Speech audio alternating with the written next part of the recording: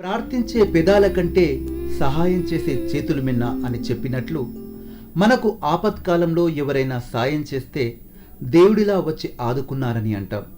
సహాయం చేయటం వల్ల ఆ వ్యక్తి ఆ సమయంలో దేవుడయ్యాడు. మరుమల్లెల స్వచ్ఛమైన మనసుతో మానవ సేవే మాధవ సేవనుకుంటే మానవ లోకమే మధువనం, మరో బృందావనం. తన కోసం బ్రతికేవాడు మామూలు మనిషి, ఇతరుల కోసం బ్రతికే వారిని మహానుభావులంటాం. ఈ జీవితాన్ని తన స్వార్థానికే కాకుండా తన చుట్టూ ఉన్న సమాజంలో ఆపన్నులకు, నిస్సహాయులకు చేయూతనందించే వారే ఈ నూటికో కోటికో ఒక్కరు.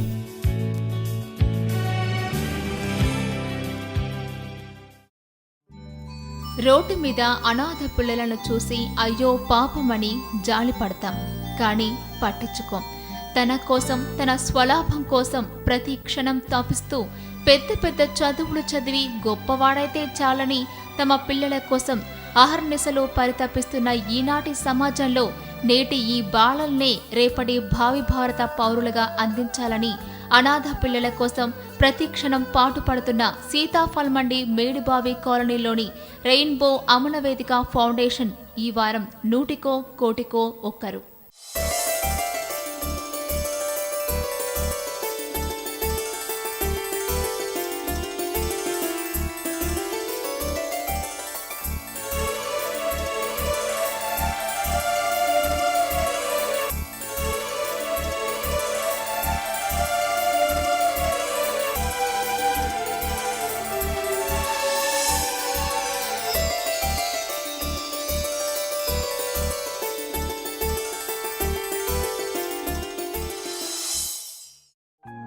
ఈ రెయిన్బో ఫౌండేషన్ అనాథ పిల్లలు, చదువుకోలేని నిరుపేద విద్యార్థుల కోసం కేవలం 4 పిల్లలతో మొదలైంది.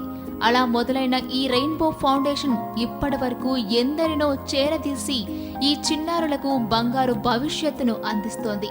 అయితే ఈ ఫౌండేషన్ ముఖ్య ఉద్దేశం ఏంటో, ఎందుకోసం ఈ ఆర్గనైజేషన్ స్థాపించవలసి వచ్చిందో సంస్థ నిర్వాహకుల వారి మాటల్లోనే విందాం. రెయిన్బో అమన్ వేదిక కన్వీనర్ అంబిక గారు మనతో ఉన్నారు, ఆవిడతో మాట్లాడదాం. అమన్ వేదిక నడుపుతున్నటువంటి రెయిన్బో హోమ్స్ 2 ఉన్నాయి. ఒకటి ఇక్కడ మేడిబావి గవర్నమెంట్ స్కూల్లో, ఇంకొకటి ముషీరాబాద్లో ఉంది. 2 బాయ్స్ హోమ్స్ కూడా ఉన్నాయి. ఇంకా చాలా అవసరం ఉన్నది, కానీ మాకు అంత స్తోమత లేదు. కాబట్టి లైక్ మైండెడ్ ఆర్గనైజేషన్స్ని అడిగి కలిపి convince them to run this sort of home. ఇంకొక 8 హోమ్స్ ఉన్నాయి in various locations in the twin cities. తర్వాత ఒక్కటి అనంతపూర్లో ఉంది. And they're all in government schools.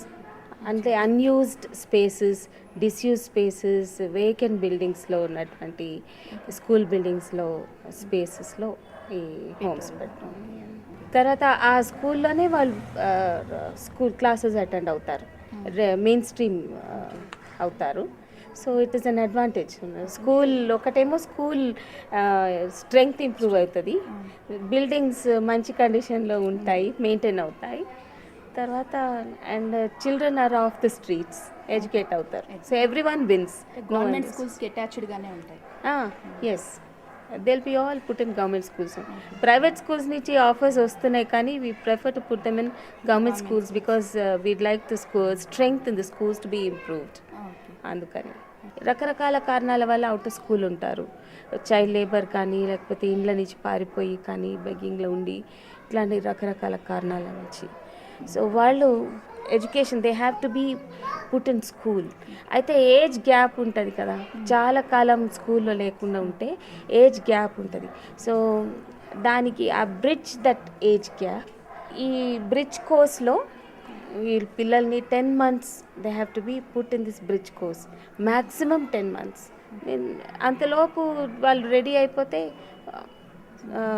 Well and good. Coordinator Yamini గారు మనతో ఉన్నారు, అటు మాట్లాడదాం. నమస్తే అండి యామిని గారు. మీరు చేసే సర్వీస్ ఏంటి ఇక్కడ? ఇక్కడ ఫస్ట్ ఈ ప్రోగ్రామ్ చేసినందుకు ఆర్కే న్యూస్ వాళ్ళకి వెరీ మచ్ అండి.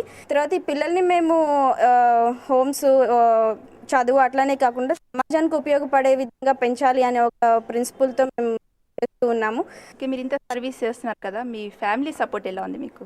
యాక్చువల్గా ఇది సర్వీస్ అనుకోవట్లేదండి, ఇది ఒక రెస్పాన్సిబిలిటీగా ఫీల్ అవుతూ ఉన్నాము. ప్లస్ ఫ్యామిలీ సపోర్ట్ అంటే వాళ్ళు ఈ ఫీల్డ్లో కొంచెం టచ్ ఉన్న వాళ్ళు, ప్లస్ బేసిక్గా నాకు ఇంట్రెస్ట్ కాబట్టి చేస్తూ ఉన్నాను. నగరంలో ఉన్న ఎన్నో అనాథ పిల్లల ఆశ్రమాల్లో ఈ రెయిన్బో ఫౌండేషన్ చాలా ప్రత్యేకమైంది. ఈ ఫౌండేషన్లో కేవలం ఒక చదువునే కాదు, మానసిక ప్రశాంతతకు, ప్రార్థనలు, శారీరకంగా ఎదుగుదలకు మరియు మానసిక జ్ఞానాన్ని పెంపొందించుటకు తమదైన శైలిలో విభిన్న ఆటలను చిన్నారులకు ప్రత్యేకంగా నేర్పిస్తున్నారు.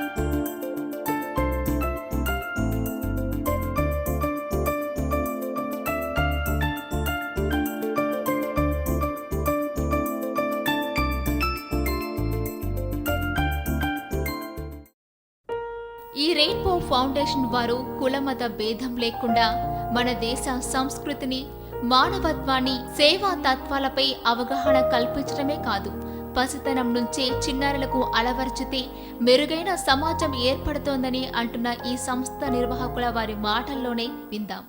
నా పేరు నిర్మల. నేను ఇక్కడ సోషల్ ఆర్గనైజర్గా వర్క్ చేస్తా ఉన్నా. అమన్ వేదిక స్టార్ట్ అయినప్పటి నుంచి వర్క్ చేస్తా ఉన్నా. మేము చిల్డ్రన్ ఎటు నుంచి తీసుకొస్తామంటే స్టేషన్స్, స్లమ్స్, తర్వాత జంక్షన్స్, ఇట్లా ఎక్కడైతే చిల్డ్రన్ ఉన్నారని మాకు తెలిసిన వెంటనే మేము వెళ్ళి తీసుకొని వస్తాం. తర్వాత మేము రోజు సికింద్రాబాద్ రైల్వే స్టేషన్, నాంపల్లి, అట్లా నేను ఎల్లయ్య గారు అలా వెళ్ళే వాళ్ళము. ఇప్పుడు మాకు కొంచెం నెట్వర్క్ అదంతా ర్యాపో ఉంది కాబట్టి ఆర్పిఎఫ్ వాళ్ళు కానీ, జేఆర్పిఎఫ్ వాళ్ళు కానీ, స్టేషన్ మేనేజర్ వాళ్ళు కానీ, ముఖ్యంగా స్టేషన్లో ఒక స్టేషన్ బ్రదర్స్ గ్రూప్ అని మేము గ్రూప్ చేసాము. ఆ గ్రూప్ వాళ్ళు ఎక్కడన్నా కూడా పిల్లలు స్టేషన్కి వచ్చినా, అక్కడ సరౌండింగ్ ఎక్కడ వచ్చినా కూడా ఫోన్ చేసి చెప్పేవాళ్ళు. ఇమీడియట్గా వెళ్ళేసి ఆ పిల్లల్ని రెస్క్యూ చేసి తీసుకొని వచ్చేవాళ్ళు. విధి చేసిన వికృతానికి పేద కుటుంబంలో పుట్టి చదువుకు దూరమైన ఈ చిన్నారులకు వీరు ఆశ్రయం ఇచ్చి వీరికి భోజన సదుపాయాలు కల్పించడమే కాకుండా నిష్ణాతులైన గురువులతో శిక్షణలు ఇప్పించి అన్ని రంగాల్లోనూ తీర్చిదిద్దుతున్నారు. మీ పేరేంటి, ఇక్కడ మీరు ఏం చేస్తూ ఉంటారు? నా పేరు నాగభూషణం. నేను ఇక్కడ టీచర్ను. నేను ఇక్కడ 2 సంవత్సరాల నుంచి పనిచేస్తున్నాను.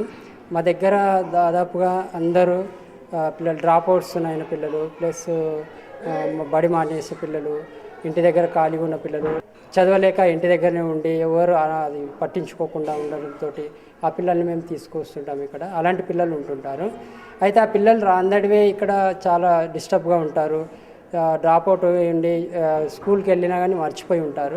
అలాంటి పిల్లల్ని మేము స్టార్టింగ్ రాందడివే ఆటపాటలతోటి కొద్దిగా ఈ హోమ్కు అనుగుణంగా, స్కూల్కి అనుగుణంగా వాతావరణంకి వచ్చే వాళ్ళకి మనం వాళ్ళని ఏమనము స్టడీలోనికి రామని చెప్పము. వాళ్ళు ఆడుకోవడము, ప్లస్ మాతోటి స్టోరీ చెప్పడము, పిక్చర్స్ డ్రాయింగ్ వేయడము, అట్లా స్టార్ట్ చేసిన తర్వాత వాళ్ళు చిన్నగా స్టడీకి అలవాటు పడతారు. చదువుకోవాలని ఇంట్రెస్ట్ పడుతుంది. మేము అప్పుడు వాళ్ళను మోటివేషన్ చేసి స్టడీ పైన దృష్టి మళ్లించి ఆ విధంగా చిన్న క్లాస్తో చెప్పిస్తుంటాము. వీళ్ళకి వాడే స్టడీ మెటీరియల్ కూడా అన్నీ కూడా picture method plus play cards, ఆటలతోటి పాటలతోటి ముందుగా వాళ్ళ స్టార్ట్ చేస్తుంటాము. ఈ విధంగా మేము ఆర్బీసీ రెసిడెన్షియల్ బ్రిడ్జ్ కోర్స్ ఇప్పుడు స్పెషల్ ట్రైనింగ్ సెంటర్ అని ఇక్కడ నడుస్తుంది. వాళ్ళు సర్వశిక్ష అభియాన్ వాళ్ళు బుక్స్ ఇస్తుంటారు. వాటిని మేము ఫాలో అయి అవి చేస్తుంటాము. పిల్లలకు స్టార్టింగ్ వచ్చినప్పుడు ఏమీ రావు. అలాంటి పరిస్థితుల్లో వాళ్ళు మ్యాథ్స్ కానీ, తెలుగు పదాలు కానీ, పాటలు నేర్వడం కానీ అట్లా కొంచెం స్లోగా ఉంటుంది. స్టార్టింగ్లో స్లో ఉంటుంది. తర్వాత వాళ్ళు మంచి పికప్ అయి మంచిగా నేర్చుకుంటున్నారు. ఇక్కడ వాళ్ళకి కావాల్సిన మెటీరియల్ అన్నీ కూడా మేము తయారు చేసి వాళ్ళకు సులభమైన పద్ధతిలోని చెప్పడానికి ట్రై చేస్తుంటాము. చాలా సంతోషంగా ఆడుతూ పాడుతూ ఉంటుంటారు. మేము కూడా వాళ్ళను టీచర్లతో కాకుండా స్నేహంగా, మంచిగా స్నేహితుల్లాగా వాళ్ళకి కావాల్సినప్పుడు వాళ్ళకి రిలీఫ్ ఇస్తూ చదువు చెప్పడం జరుగుతుంది. వీళ్ళని ట్రైన్ చేసే క్రమంలో మీరు ఫేస్ చేసే ప్రాబ్లమ్స్ ఏమైనా ఉన్నాయా? స్టార్టింగ్లో మాకు కొంచెము ఇబ్బంది కొంచెము కలుగుతుంది, ప్రాబ్లం అవుతుంది. వాటిని మేము అర్థం చేసుకుంటాము.